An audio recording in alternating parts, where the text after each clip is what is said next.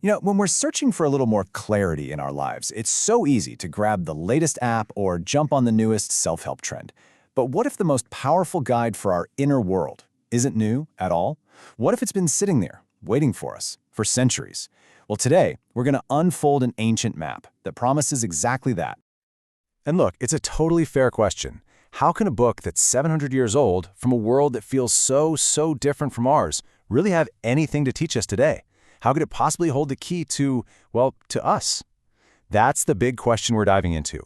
We're on the hunt for a guide to meaning that's truly timeless. So our guide for this little adventure is this incredible 14th century text, but honestly, calling it just a book doesn't do it justice. It's more like a super detailed psychological map. For generations, it's been this go-to guide for seekers, laying out the precise stages of our own inner development.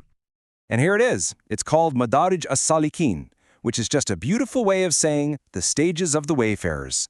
Yeah, written way back in the 1300s by a scholar named Ibn Qayyim. And the thing is, this isn't some dusty theoretical textbook. Nope. It's a hands-on, practical guide for anyone who feels like they're on a journey.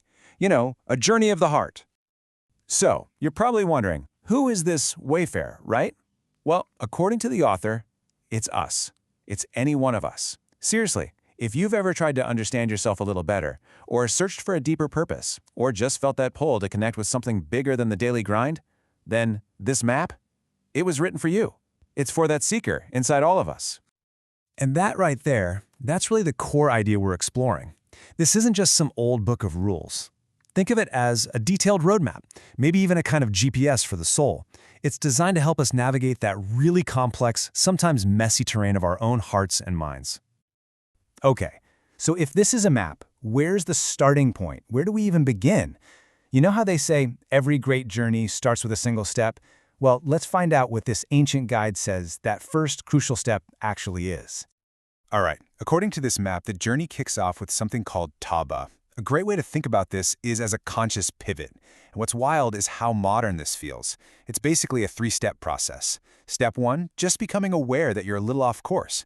Step 2, acknowledging it, really owning that you need a change. And then step 3, the big one, taking real, concrete action in a new direction. It's just a timeless formula for making a real change in your life. So once you've made that pivot, the journey gets really interesting. It's not about how many miles you cover. It's all about inner growth. The map doesn't mark cities or landmarks. It marks stations. Think of them like rest stops for the soul, where you pause to develop and cultivate specific inner qualities. Let's check out two really key stations to get a feel for this. First, we've got Muraqaba, or watchfulness. This is basically what we call mindful self-awareness today, just, paying attention to what's going on inside. And then that awareness naturally leads to the next station, Shukr, or gratitude. And this is so much more than just saying thanks. It's about actively, consciously recognizing and appreciating all the good that's already in your life. And listen to this insight from the book on gratitude.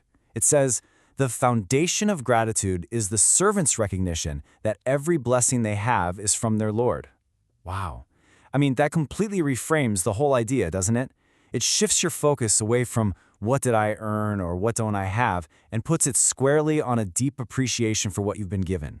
And as you, the Wayfarer, start to cultivate these states, like watchfulness and gratitude, your whole perspective starts to shift. It really is like climbing a mountain. With every new station you get to, the view just gets better and bigger. You're still in the same world, sure, but you start seeing it and yourself from a whole new angle. Okay, so we've got these stations, all this inner work, but where is this all going? What's the final destination on this 700-year-old map? Where does the path actually lead? And this is where the map gives us this incredible twist. The end goal, it isn't a physical place. It's not some state of perfection you finally unlock. The destination is a presence. The whole point of the journey is to cultivate a new way of being in the world, right here, right now. So what is this presence? Well, it's that feeling of deep inner peace. It's mental clarity. It's that unshakable connection to your purpose. The real goal is to transform your inner world so completely that your experience of the outer world just becomes filled with more meaning, more tranquility. So we've walked through some of the key landmarks on this ancient map. But, its real value isn't just in its history. It's in how it can guide us right now. The map is officially in your hands. So let's boil it down. What's the personal roadmap here? First, start seeing your life as that journey of the heart. Second, remember that the first step is always that conscious choice to pivot. Third, along the way, make it a point to cultivate things like watchfulness and gratitude. And finally, never forget, the goal isn't to be perfect. The goal is continuous inner transformation. Look, this ancient map is amazing. It's shown us the terrain, the landmarks, the destination, but there's one thing it can't do. It can't walk the path for us. The only person who can take the next step, well, that's you. So the real question the map leaves us with is a personal one. What's the next step on your path?